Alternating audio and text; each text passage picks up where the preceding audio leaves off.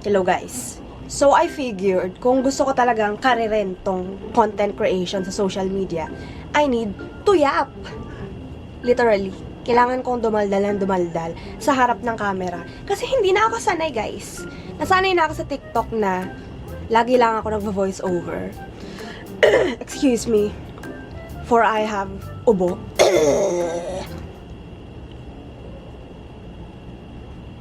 Just for a life update,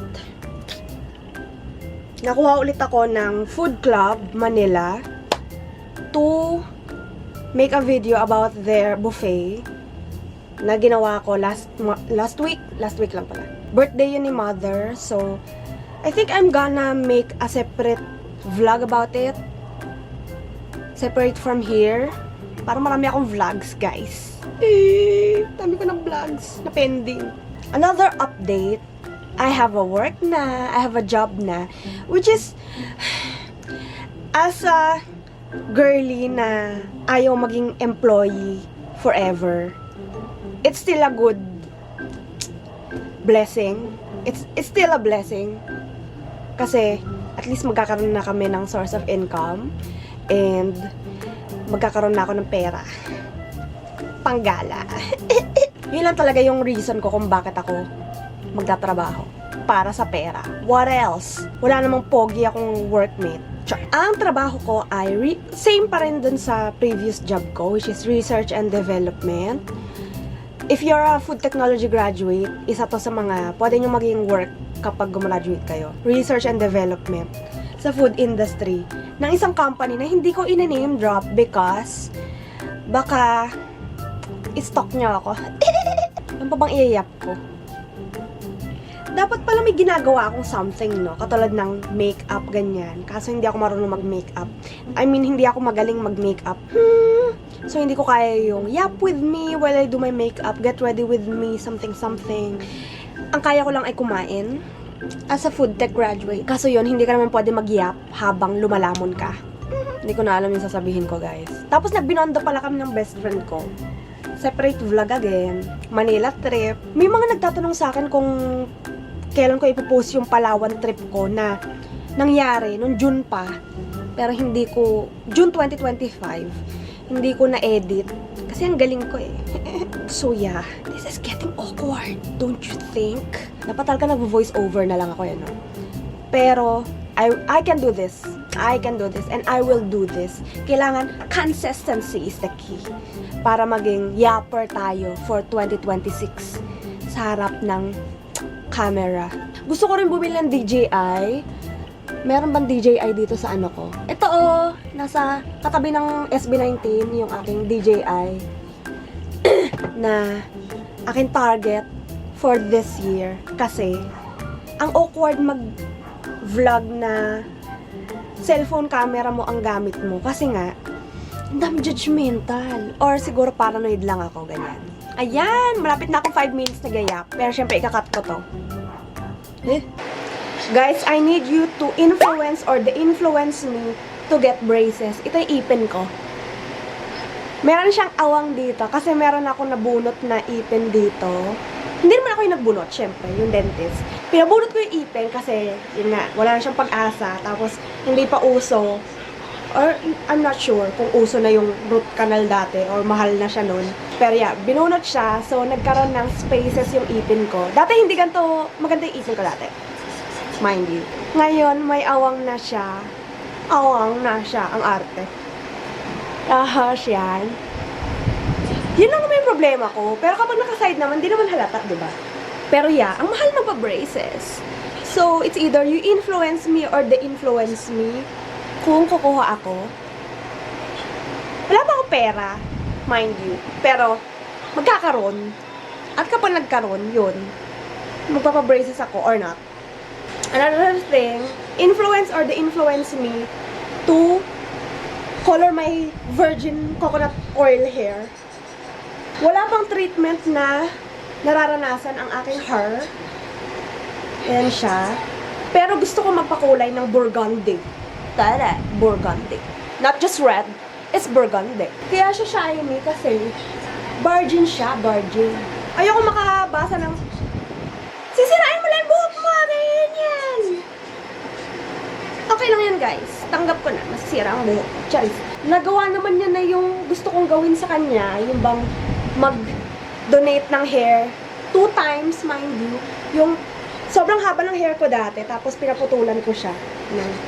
As in talagang pixie cut. Ay, hindi naman pixie cut. Parang ganon. Short cut hair. Tapos dinonate ko. 2 times na ako nakakapag-donate sa hair. Hair for what the hair? What the hair? Nakalimutan ko. Hair for something. Nakalimutan ko. Influence or the-influence me. Feeling ko bagay sa akin ng burgundy. Don't you think? Another update pala guys. One of my kitty died.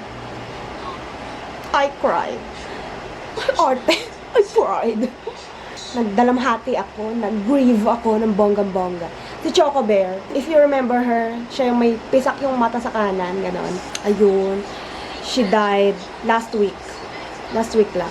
May sakit na talaga siya. Ginagamot ko siya. Ongoing siyang naggagamot. Tapos bigla siyang nawala. Akala ko naglayas siya. Yun pala, nasa ilalim siya ng kama ko. Doon siya na-tubes. Another update, ang lamig sa Pilipinas. Bakit ganon, ante? Parang Baguio or Tagaytay. Kailangan panindigan natin tong yapper era ko. So, tingin niyo bagay sa akin yung burgundy? Parang ganito. Ay, hindi. Red to eh. Burgundy talaga. Parang pinaghalong violet and red. Ganon. Burgundy. Dead air.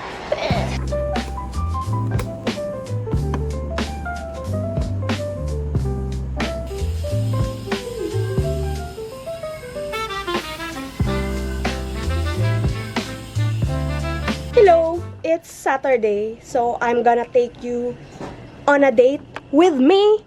A solo date. So, magjo-journal lang ako sa cafe. Actually, mag-grocery din ako. May bibilin ako na essentials. Ayun lang yung agenda natin for today. Sa pag-uwi ko ng bahay, saka na lang ako mag-edit ng videos na hindi ko pa napopost. Ayun lang. So, come with me. Maliligo muna ako, of course. Okay, bye. Nagladawad mo.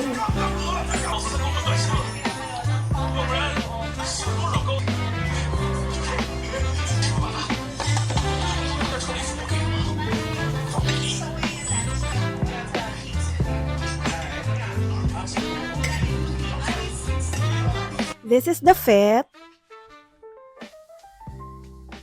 Simple, ganyan. But I have a coat with me. Kasi malamig. So, may I very professional tayo today? Professional! I like it. I thought hindi bagay yung color combination. But, it does well. No? Ito yung mga journaling items ko. So, let's do this. Girl, uulan pa ata. Ang dilim. Hindi, ang dilim lang ng langit. And also, guys, ang hirap maging commuter sa Pilipinas. Siksika na naman sa e-bus or e-jeep. E-jeep ba tawag doon? Nag-grocery ako. So, mali ako. Nasa market nga pala ako. Pupunta pa akong SM. So, yeah. Ay! Dadaan ako National Bookstore. Kasi, may titingnan akong mga stuff for journaling. Write your wins, goal achieved, and plan yourself.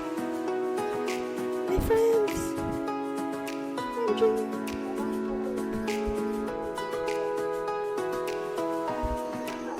I got the pens.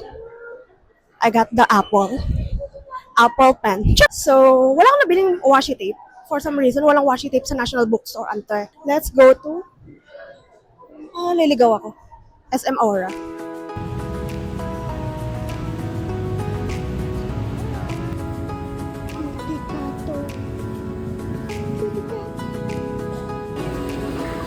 Got the pesto and the cherry tomatoes na...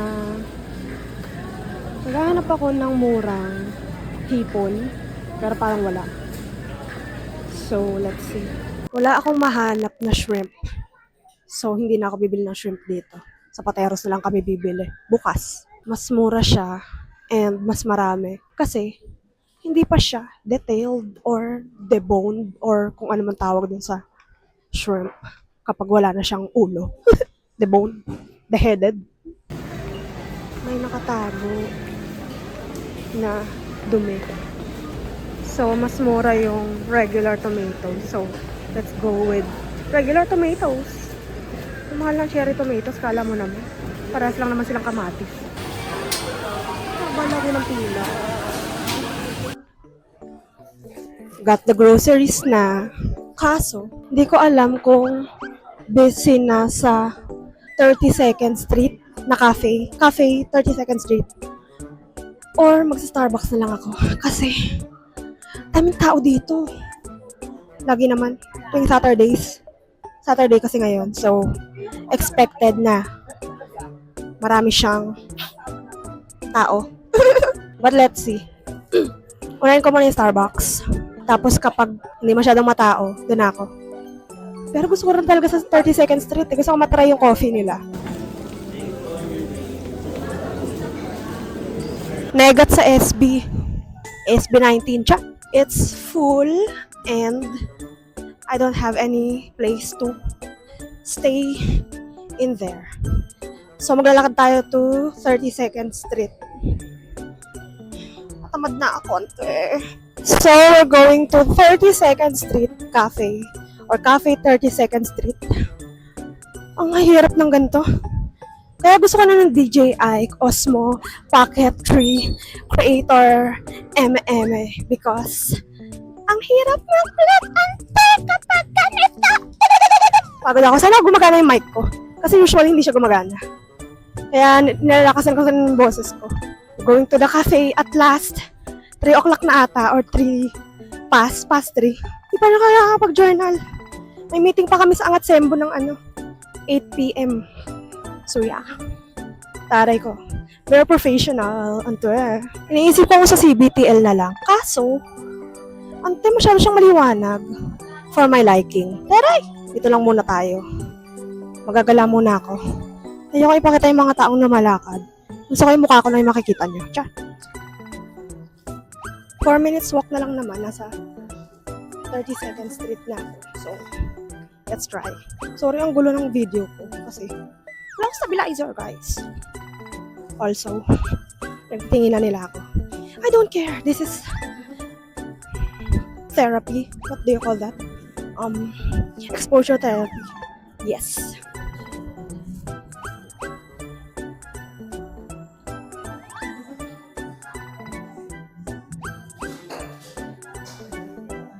Cozy. So it's settled. Nakasettle na ako.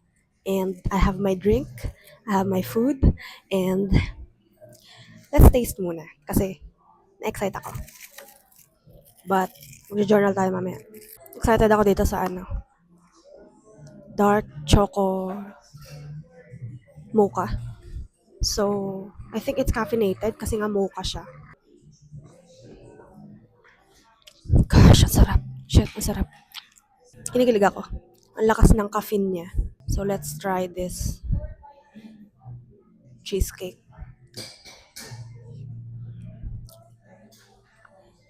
Creamy. Sarap. I like it. Bagay. Akala ko kasi hindi siya magko-complement. Masyadong creamy both. Pero, hindi. Kasi caffeinated siya. Sobrang caffeinated siya. So, let's... Gusto ko pa. Hello, friends. Let's eat muna. Sarap ng blueberry cheesecake nila. Bagay sa dark chocolate mocha.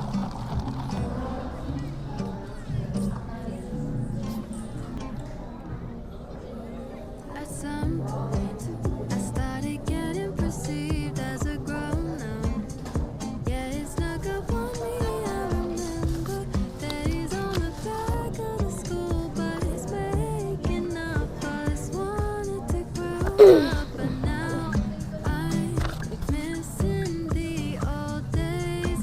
They were so simple. Now there are memories. Honestly, I can't believe. I'm not very happy sa result ng ginawa ko. Pero, maybe it's the in Shoes Perfectionist Self-Talking. Pakita ko sa inyo. Ito yung title page, 2026.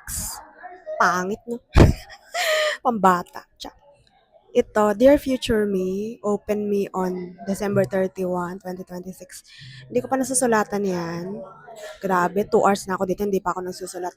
Anyway, current status, hindi ko pa nasusulatan. And goals, buy, do, reach, and try. Movie watch list, hindi ko pa nasusulatan lahat. One happy thing per month, every month. And food I love. Gusto kong drawingan sana, kaso parang tinatamad ako. Tsa. And random facts about Woxie. January recap, kasi February na. And February, ito yung to-do ko. Current faves of the month. Ayun lang. Yun lang yung nagawa ko. Tapos brain dump ng February, wala pa yan. Continue ko na lang to sa bahay. Kasi tagal ko na dito. At ang dami kong kalat. Ang dami kong kalat nakakahiya sa cafe. Anyway, ubusin ko lang yung food ko. And we're going home. Ante. Ayusin ko lang tong gamit ko. In fairness, nag-enjoy ako sa date na to. Kasi sobrang immersed ako sa arts. Wow, taray. Tsaka walang pumapansin sa akin kahit mag-vlog ako dito. Siyempre, hinaan ko na yung boses ko kasi mukha akong tanga. I love cheesecakes. Alam niyo, gusto kong bumili ng air fryer. Like, years ago pa. Decades ago pa. Pero hindi ko magawa kasi maraming priorities na kailangang unahin. But yeah. Grabing subo ko. Pero soon, bibili na ako ng air fryer. Tapos gagawa ko ng sarili kong cheesecake. Sarap, sarap. Sarap ng food nila dito. And drinks. Very professional looking ako today. Kakaaliw. Hindi ako mukhang dukha. Kahit dukha talaga ako. Gusto ko lang matapos to para makatulog na ako. Nantok na ako, guys. Hindi ko alam kung bakit. Nakatatlong kape na ako. Meron pa akong appointment. Appointment. Hindi. Meron pa akong meeting with Angat Sembo. Yun yung organization na sinalinan ko. Volunteer org na sinalinan ko. Na connected sa Angat Buhay. Because I'm a pink. As you may know now. Okay, let's go. Kakauwi ko lang galing Angat Sembo meeting. Kailangan ko mag-isip ng projects for this year. Hindi lang naman ako ang kailangan mag-isip. Lahat kami mag-iisip. So, kung may suggestions kayo for the community, taray! Ayun. Comment down. Sa dami ng gagawin ko, sa buhay ko, wala na akong time maglalaki. Manlalaki. Lumande. Bumili akong cat food. Pakainin natin si Mucho. Si Mucho na lang ang baby ko. Hello guys, it's Sunday. Maluluto ako ng pesto shrimp pasta with tomatoes today! Ito yung ingredients ko. Kalahating kilong shrimp na to, pero tinanggalin ko kasi ng ulo, so kumonti siya. Yan. Yan na lahat.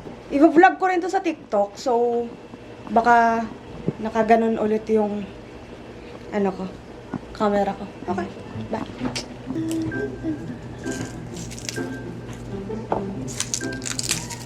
But I took it to the world.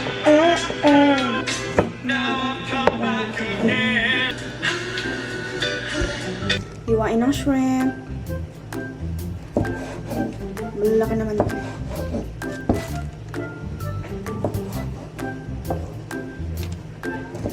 This much is tricky. This much is tricky.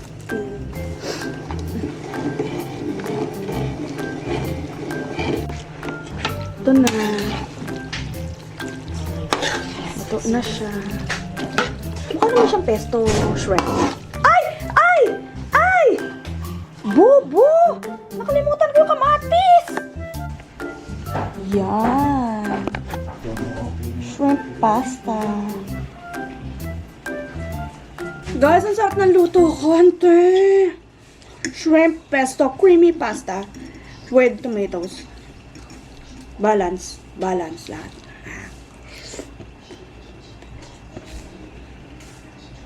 Guys, bili naman kayo ng tinapay. Sarap to, may tinapay.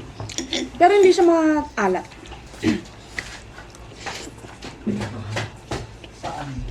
Atisin ka na. Bago ka.